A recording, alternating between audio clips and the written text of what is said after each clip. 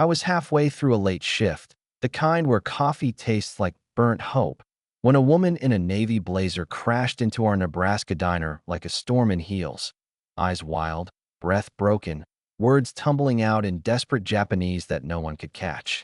People froze with forks halfway to their mouths. The fluorescent lights hummed. The linoleum squeaked under her stilettos. And for a heartbeat, all you could hear was her voice, Tasakit, and the dull thud of panic. You know what I mean?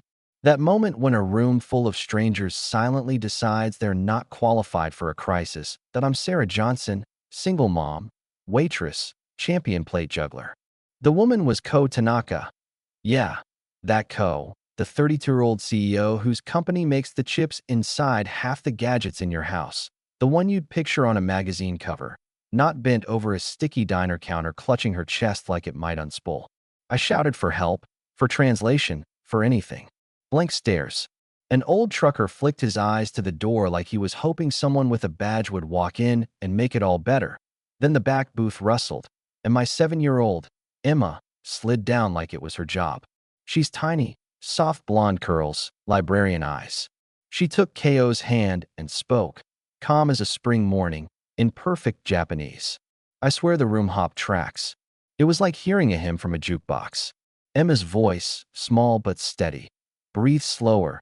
Count with me. Look at me, not at the lights. Let me back up a sec. I told myself. I didn't even know my kid could do that. Anime, she would tell me later. 3 years of secretly learning so she wouldn't need subtitles. Yeah, that happened up by the time paramedics pushed through the door. My daughter had synchronized her breathing with Ko's, asked targeted questions, translated vitals, relayed symptoms. Dehydration, exhaustion, a monster panic attack. The medic, a guy who looked like he could bench press the ambulance, kept glancing at Emma like he was watching a magic trick he didn't want to end.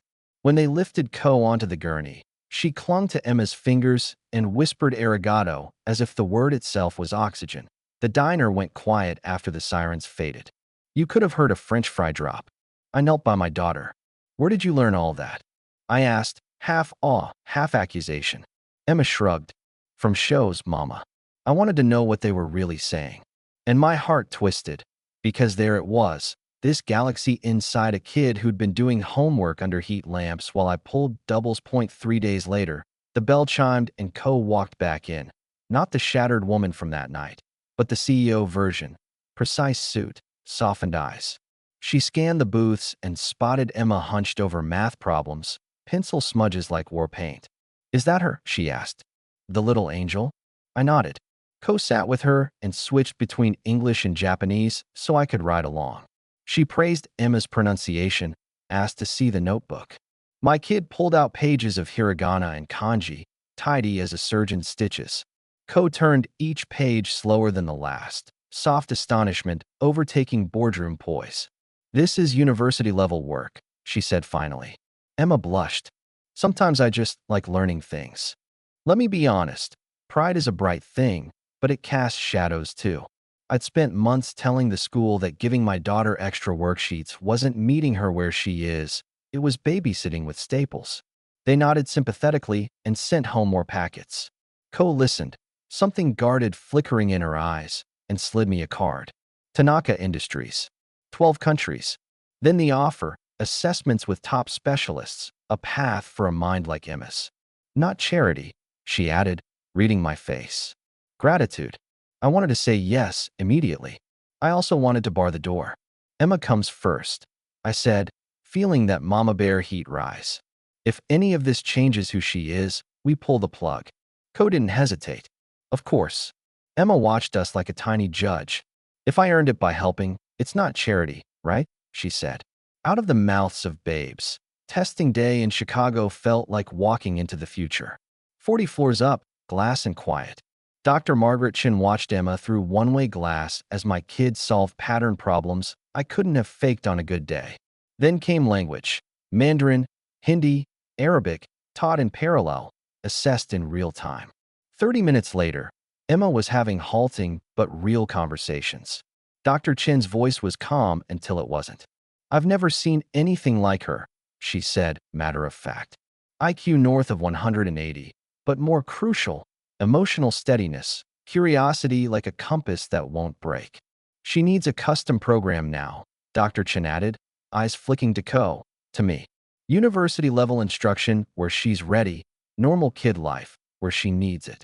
The price tag hit like a stray elbow. 200,000 a year. My legs actually wobbled. Dr. Chun, professional, humane, listed scholarship routes and foundations, all with strings. Research, media, attention. I could feel my spine stiffen. We start small, Ko said that night on the phone. A few hours a week. Tutors. You stay in control. I looked at Emma, reading Japanese folktales on our couch like they were written for her alone. We tried it. The world tilted, but in a good way. Emma bloomed under challenge. Her laughter got broader. Her questions got weirder, better. She began Mandarin. She kept her stuffed rabbit in her backpack like an anchor. We were okay. Then something shifted. Ko started asking Emma quiet questions about our past, about Emma's father, David. He'd left when I was 6 months pregnant. I'd rewritten that story 1,000 times. Emma noticed Ko's sadness before I did. She gets this look, my kid said, like she's hearing a song from far away. One night, Ko arrived with that look cranked to 11. She sat on our thrift store couch like it might be a witness stand and told us the truth in simple sentences that stacked into a tower.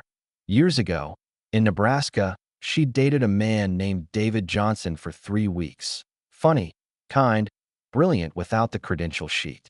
She left under pressure from her father. She never knew he was with someone. She never knew I was pregnant. The room got smaller. Emma's book slid from her lap, pages fanning like startled birds. Ko pulled a worn photo from her purse. David and a younger Ko, laughing into sunlight. My throat cinched. It was him. Anger hit first, icy, precise. But then came the quieter questions, the razor ones. Had David lied to both of us? Had Ko? Could both things be true? Ko's voice frayed. I wrote him a letter. I didn't send it. Emma, my 7-year-old diplomat, crossed the room and climbed into Ko's lap. Sometimes grown-ups make mistakes when they're scared, she said. It cracked something in me. Not forgiveness, not yet, but the possibility of a bridge. Ko started searching for David like it was a second job. 6 months later, she burst into the diner at 9 a.m., hair uncoiled, breath out of sync. I found him, she said, gripping a manila folder. Seattle. A new name, Michael Davis. And inside that folder, the twist that stole our air, were years of notes. Private investigators he'd hired. Lists of Sarah Wilson across the country. Newspaper clippings. School websites. He had been looking for us all along. Let me back up a sec, I said out loud, because my brain needed handrails. Why couldn't he find us? My maiden name. I'd changed it when Emma was born so she could have her father's. He'd been searching for the wrong Sarah and the wrong Emma. Then the worst part, the part that tasted like metal, a scribbled transcript from a phone call he'd received 7 years prior. A voice telling him I knew about his Japanese girlfriend, that I was disgusted, that if he loved me and the baby, he'd leave us to build a better life without him. Your father, I said to Ko, the words landing like nails. Her eyes filled. Hiroshi Tanaka, old-world duty, sharp elbows under silk, had threatened to end her American relationship. What if he, or someone paid by him, had made that call? Not proof, but the pieces suddenly fit too well. Ko looked physically smaller as she said it. I think he broke all of us to keep me in line. When Emma came back from her seminar that afternoon, we told her. We found your daddy, I said. She didn't cry at first. She smiled, brave and wobbly. I knew he didn't just stop loving us. We flew to Seattle that weekend. A small coffee shop, a bell over the door.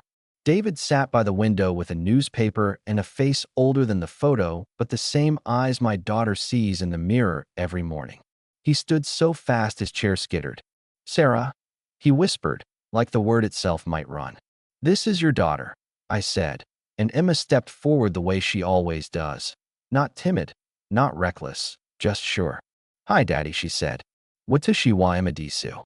Nice to meet you. David looked at Ko then, too, because life is messy and sometimes the people who broke you are the ones who show up to fix you. And he cried in a way that doesn't ask for permission. He told us his version. The call, the shame, The vanishing act that wasn't an act at all, but a misdialed life. We talked for hours. Emma told him about kanji and math puzzles. He told her about building things with his hands and the way wood grain can teach you patience. Ko owned her part and didn't make excuses. I owned mine, turning pain into a fortress no one could climb. Does it end tidy? Come on. We're not in a movie. But we did something better. We built a table big enough for every hard truth. Ko used her leverage to confront her father, quietly, strategically. Dr. Chun mapped Emma a program that challenged her brain and protected her heart. David started showing up, not as a myth to hunt, but as a father with early mornings and late apologies. We agreed on boundaries and therapy and holidays that wouldn't be landmines. And Emma, my Emma, kept being the North Star, reminding us that kindness and curiosity are not soft skills. They're survival skills. There was one last scene, the kind that sticks to your ribs. The diner again, closing time. The bell over the door had that tired rattle it gets after a long day. Emma pulled a stool to the counter, spread out her notebooks, Japanese on the left, Mandarin on the right, and looked up at the three of us like a conductor about to lift her baton. Okay, she said, tapping her pencil. We're going to practice introductions. Mama in Japanese, Daddy in Mandarin, Tanaka-san in English. She grinned. You mess up. You owe me a milkshake. We butchered tones and vowels and laughed until the ceiling felt higher. For the first time in years, the future didn't feel like a hallway. It felt like a room with windows that hears the question that still keeps me up a little, in a good way. If one phone call can fracture a family, what can one small voice do to rebuild it? A 7-year-old answered in a diner when the adults froze. She translated fear into breath, strangers into a team, enemies into complicated people worth hearing out. Maybe that's the real miracle, not the reunion in Seattle or the test scores with numbers that don't fit on school forms, but the way a child's stubborn kindness taught 3 grown-ups to meet in the middle. So tell me, where do you land on all this? Was walking away unforgivable or understandable? Does doing the right thing mean owning the past even if you didn't cause it? Or is that just another trap? If someone's father pulls strings to protect a legacy, is that power or cowardice? And when a community watches a story like this, where do we show up? At the first cry for help, or only after the sirens fade? I'm not here to settle it. I'm here to pass the mic. Drop your take. Who was right? Who was wrong? And what would justice even look like here? Because if we're going to argue, let's argue about something that could actually make us better. You in?